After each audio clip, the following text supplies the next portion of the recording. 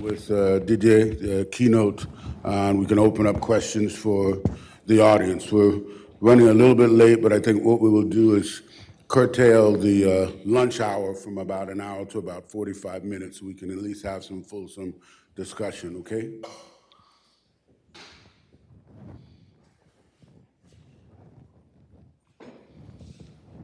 And Raquel will be providing translation. Thank you very much. Okay. Do you want a chair? Yeah, yeah. Yeah. ¿Y dónde se va a sentar Raquel? Oh, ¿dónde se va a sentar usted? Mis rodillas. No, Because the live stream has to pick it up. Okay. Everyone has to speak with the mic. Okay, so I give everybody the mic? Okay, so want to use this time, the opportunity for us to engage with audience, questions, comments for the panelists and for the keynote.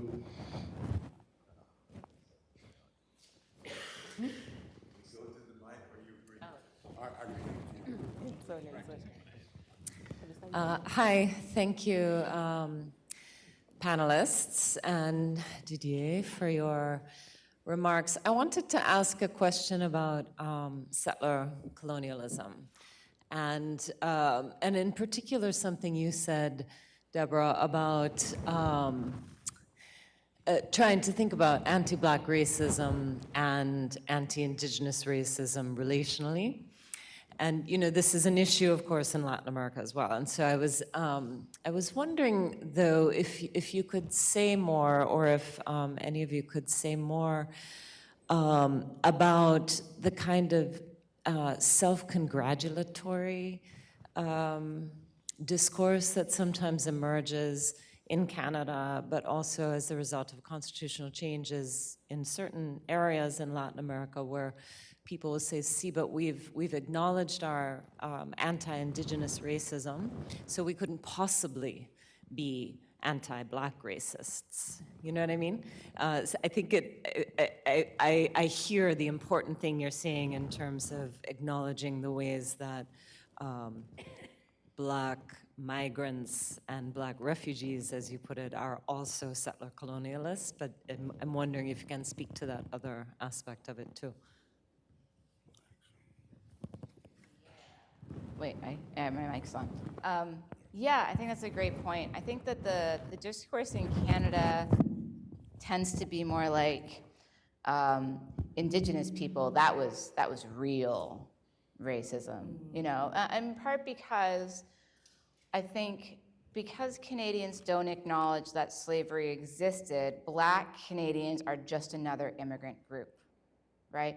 And so all of that rhetoric about bootstraps and you came here, so you should integrate into our society, all of that type of discourse is used to, then I'll talk quieter, is then used to put off, the existence of racism and to make claims about the gratefulness that Black Canadians should feel about having access to the country to begin with.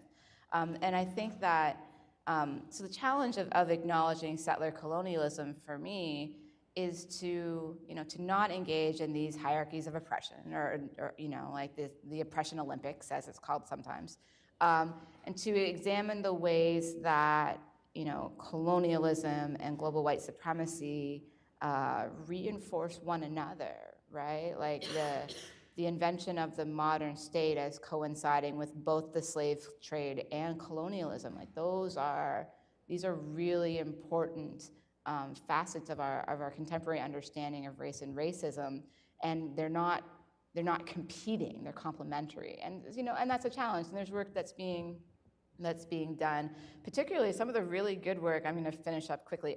Is out of like the Indigenous scholars in Canada who do not buy the reconciliation paradigm. And so I'm thinking in particular of Glenn Coulthard, who just published a book a few years ago called Red Skin, White Masks, which you should all purchase and read, because it posits this idea of reconciliation as part of like the liberal paradigm that ultimately is responsible for stealing Indigenous land in the first place.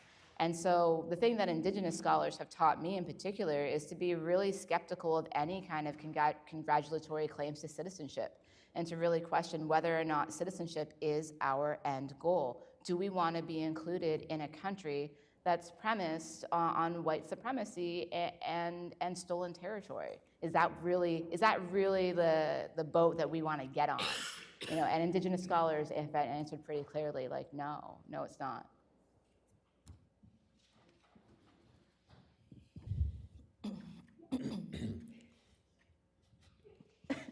He told me not to come up here. So I really wanted to piggyback on Deb's question and this guy's question yesterday, because to me, when I hear a lot of this, I'm often reflecting on the fact that France has long been a white supremacist state. I mean, it has been a white supremacist state since the days of colonialism, and it continued throughout.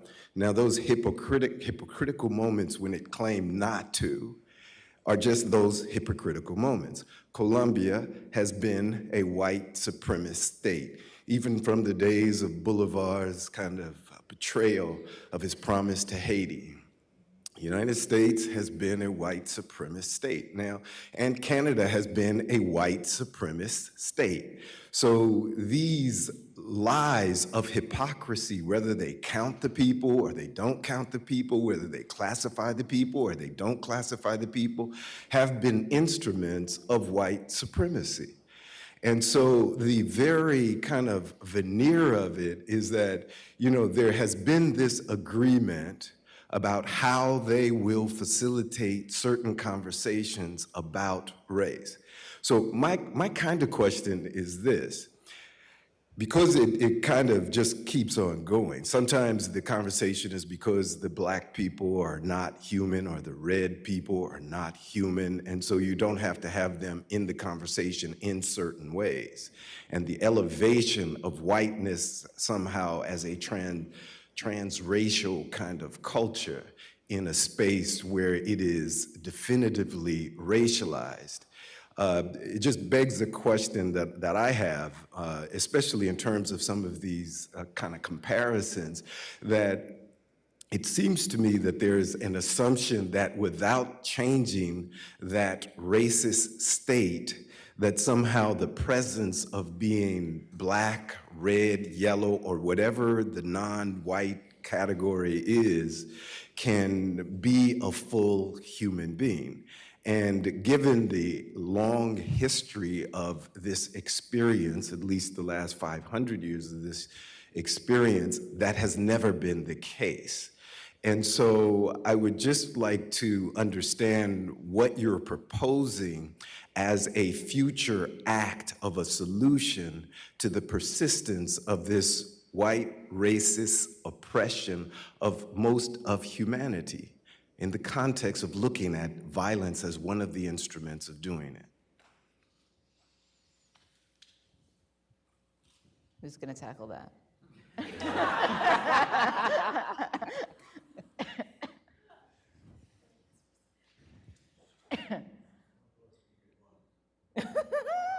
I mean, you just asked us to solve global white supremacy, so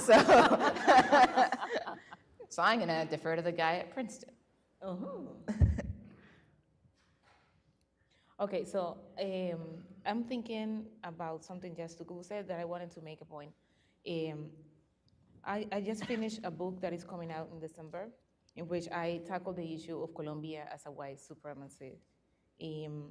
I write about a massacre that occurred in 2002, Bojayá, Chocó, and I trace back to the 16th century acts of legalized segregation and legalized racism in Colombia. So I wanted to talk about that regarding to that first part of your comment, because usually in the United States, you hear this narrative that Colombia is not a white supremacy, or that Colombia is this racial paradise.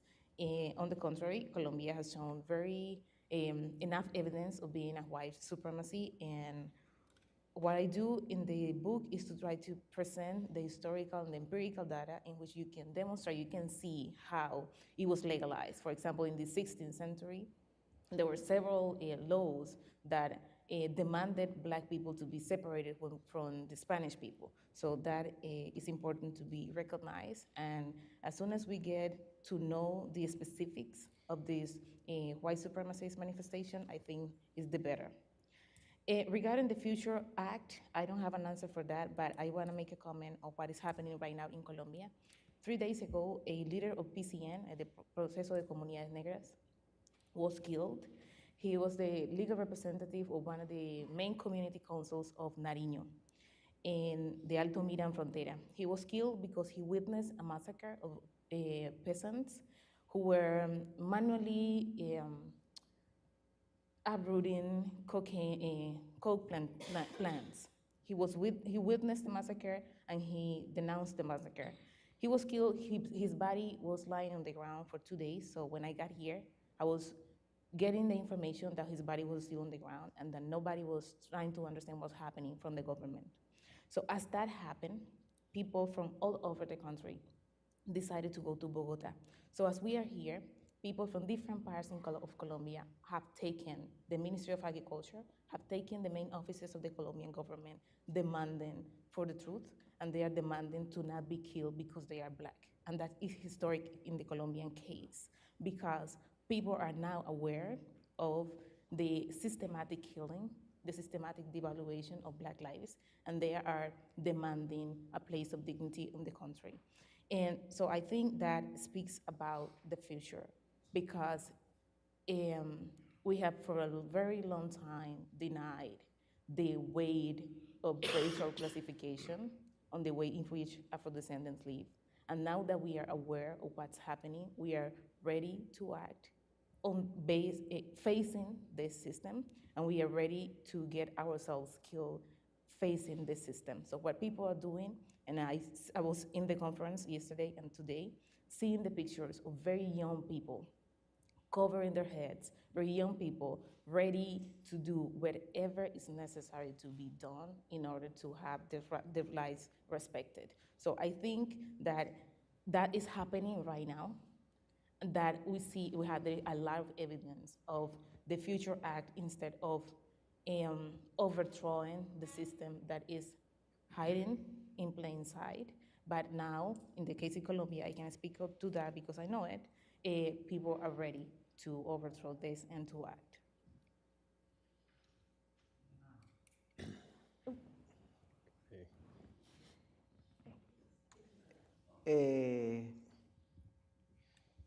Pero además es necesario llamar la atención sobre la forma simbólica, cómo utilizan sus propios hechos.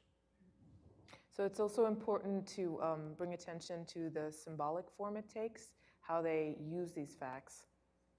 A Jair, el líder del Consejo Comunitario, lo mataron el lunes. Ahaid, the community leader, was killed on Monday. Y nosotros viajamos todo el miércoles y llegamos acá el jueves. And we traveled all of Wednesday and we arrived here on Thursday.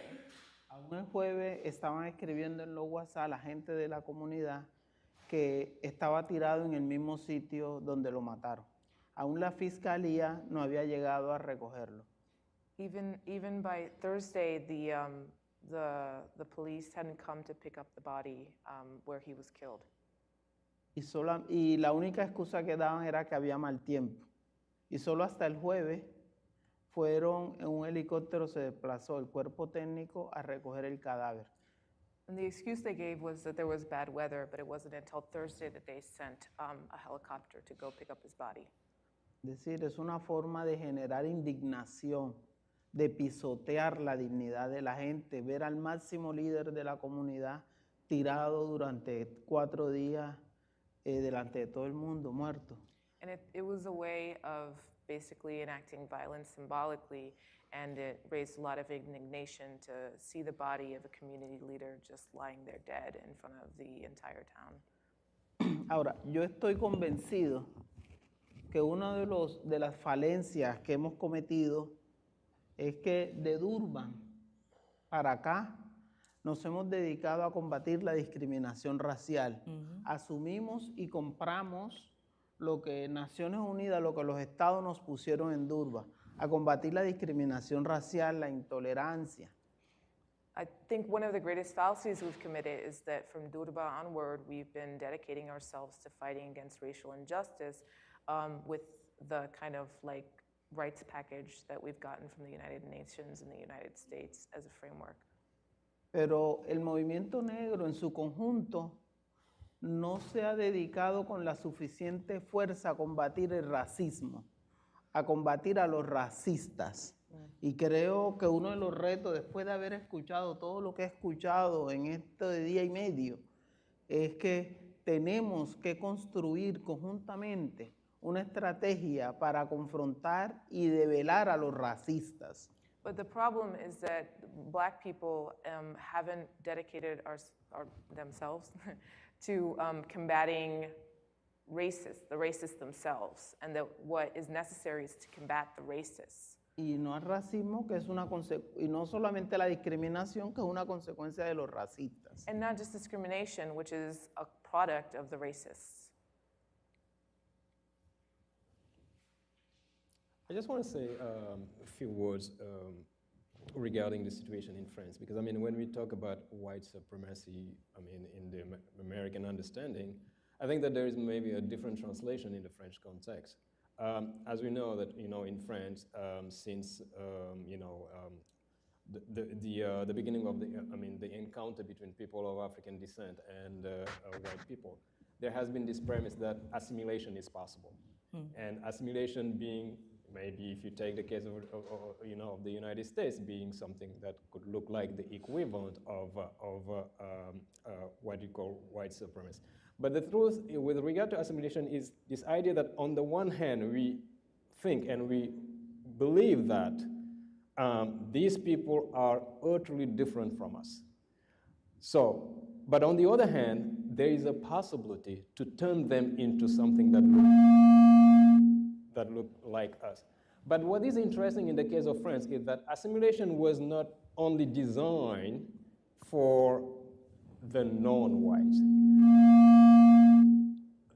The work of Eugene Weber, for instance, a peasant into French, shows something that is quite interesting, because if you look at the way in which the peasants have been treated by a certain class, you know, the ruling class of France, and the way in which, you know, the French state would deal with, you know, the colonial subject, you see there is clearly a similarity, because the peasants were not truly seen and represented as French in their own right, and people that deserve to be granted citizenship, etc., etc.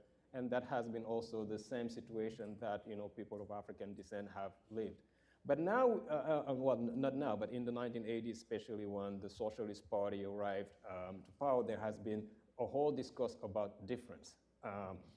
They did not use the word multiculturalism as in the United States or in Canada, but, you know, recognizing difference, and that was as a result of a push of an organization such as SOS Racisme.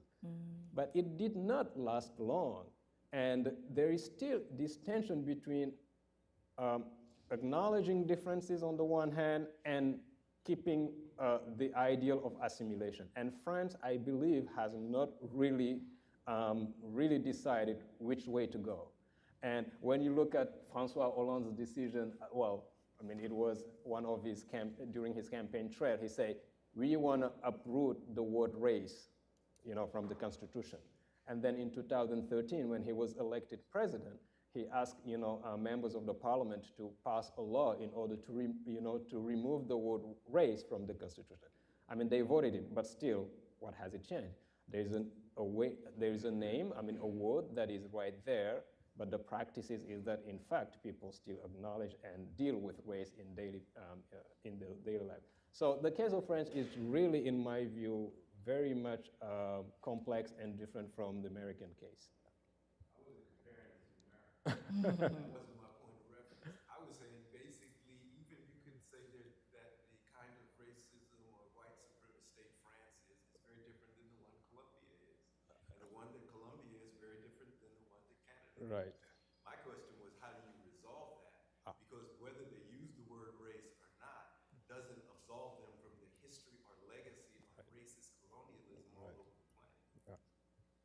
So maybe before resolving the problem, you have to acknowledge it.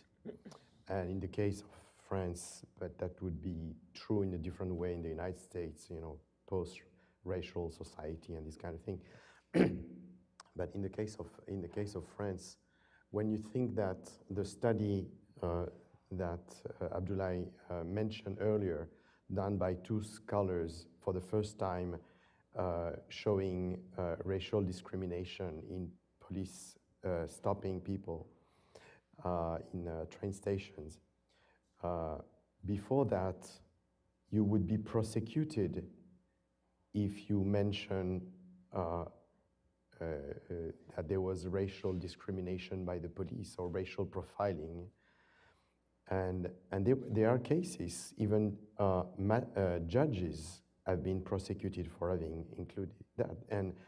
And the prosecution would use the argument, how can you know that there is racial discrimination and racial profiling? You don't have data. And of course, you didn't have data because it was illegal to produce data.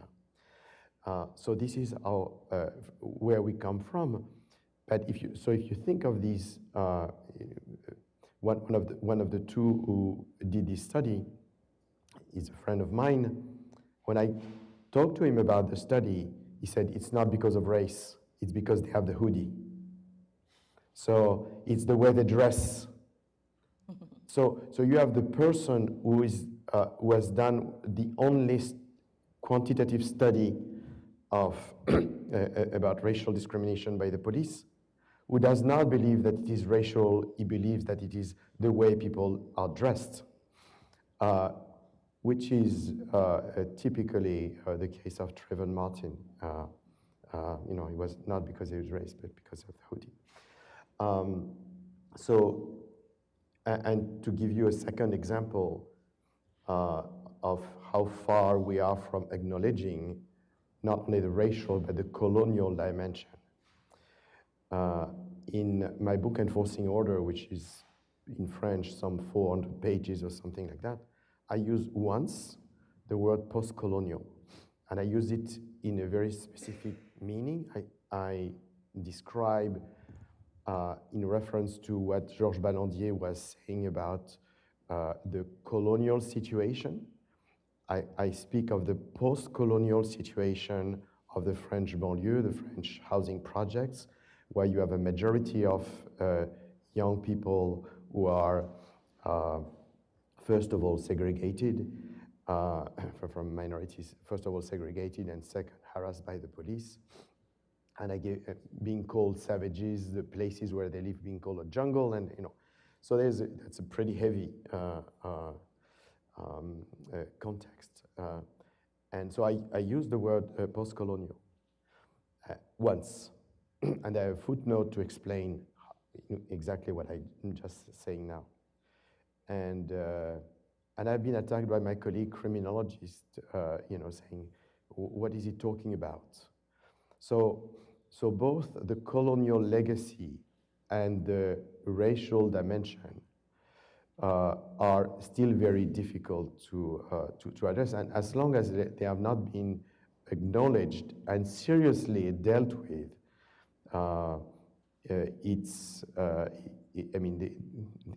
there's no, the future that you're looking for quite legitimately is still very, very far.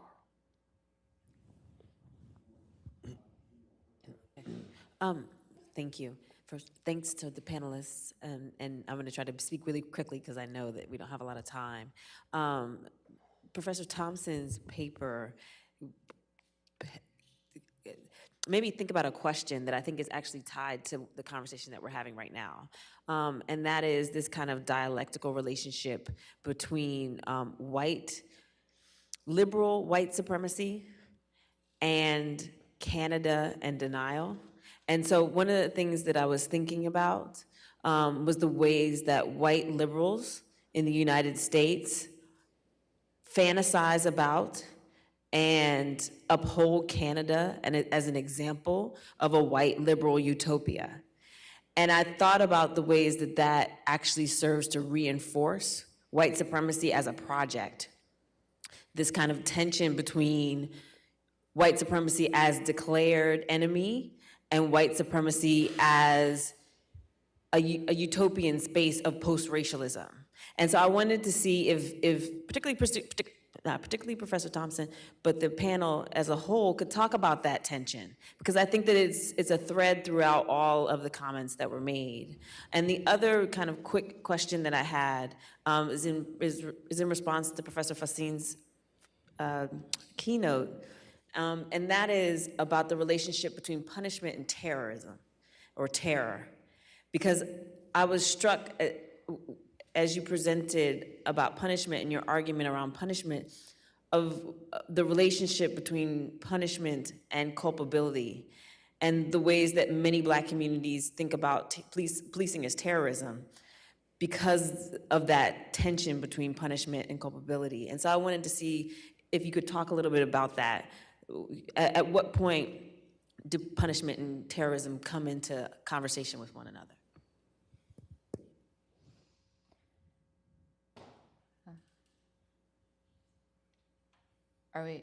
Yeah, great question. I mean, I don't have a coherent answer, other than that, yeah, like this is something that I've been thinking about too. And I think in part because I'm Canadian and my training was in Canada, and the way that I initially came to be interested in race politics was through the prism of what Indigenous scholars taught me, because there's not much written on Black people in Canada. And like the Indigenous scholars come from this place where they really question whether or not citizenship is what we're after, right? Like, do we want to be included as members of this political community when the very basis of the political community is founded on the sovereignty of a state we don't believe in? And I've always thought that was particularly powerful, in part because when I came to the U.S. years ago, I started reading more about African American, literature and Black studies and Black politics. It seemed to me that ultimately, like what African Americans, or at least the way that the scholarship has developed, like it desires citizenship, right? Like I think that Black people in the United States want to be included in this community, in this political project, and I'm part of I think a group of people that are really that kind of question that. But like I said, like is this really is this the party that you want to go to? Or like, are you sure? And I think this plays out as was mentioned in the invocation of like rights paradigms, right? Like. The argument that what we need is the police to respect our rights, like, no, like, state power is state power, right? Like, maybe what we need is to think more radically about what the function of the police is in the first place. And in societies, if the function of the police is to maintain order, and if we have societies that are fundamentally ordered by race, then the function of the police is to maintain racial order. And the police respecting our rights isn't going to change that. And so, where I'm coming from is to rethink the validity of using liberalism as, as this way that we will be saved. I don't think so. I really don't think so. Do I have solutions, sir? No. I got tenure like 3 months ago, so come back to me in a couple years. I'm working on it, but that's where I'm at right now. We have time for one more very quick question. My question revolves around Francophone being the state where the axiom is you're guilty till you prove yourself innocent. In this country, the legal axiom is you're innocent till the state proves you're innocent. Is there any discussion on changing that imperial concept, which is crazy, and coming up with a process to change the mind of the people so they understand that that is crazy?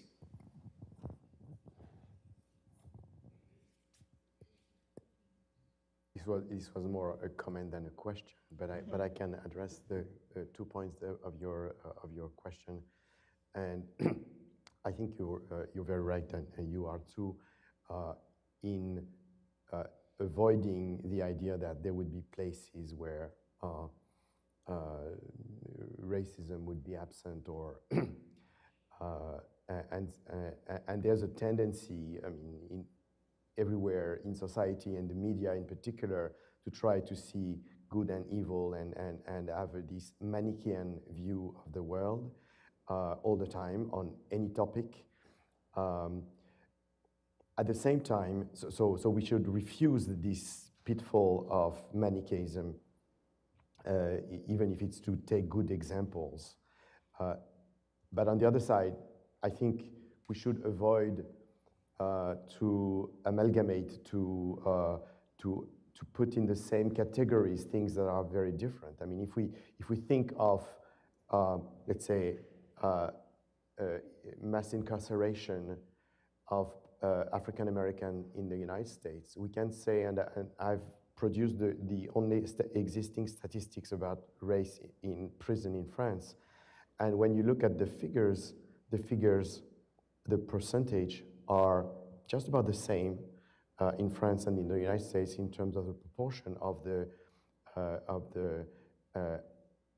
Black and Arab population in prison. But in total, in the United States, you have 7 times more people in terms of the rate, not in terms of the numbers. No, numbers, it's much more than that. But in terms of rate, it is 7 times more than it is in France and most and the average European countries. So it's 700 for 100,000 people, when it's 100 in France, and that's the average of the of Europe as well. And so I think to be politically aware of a situation, we must avoid both saying